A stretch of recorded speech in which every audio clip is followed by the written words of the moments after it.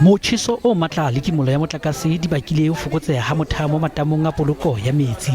Auspaneno wa bona rena re mokha wa shinone ha ona koloi e kena ha ona metsi ha ona mo re ka tshabelang teng itse a tswang ka mo dibasing and ha ba stopa ka go tsho rona ra sokola ka metsi because bana le go atima re dule re sna metsi go tle di trucka and a re itse le metsi a di trucka a tswa kae. Johannesburg water e re gotlisetswa motlakase ho ka thusa ho ntlafatsa phepelo ya metsi. This has reduced supply at the Eikenhof pump station, which affects the following system: Commando system, rainwater direct feeds, Honeydew Tower, Linden Tower. Masepala wa Tshwane Metro o re mathata ona metsi a qadile mahareng a kgwedi ena. Their indication was that we were exceeding the usage agreed to in October when we last experienced a similar situation, and that we had exceeded those and they needed us to reduce. Maemo a ile a mpefala le ho feta ha rainwater e simolla mohato wa dipehelo tsa phepelo ya metsi.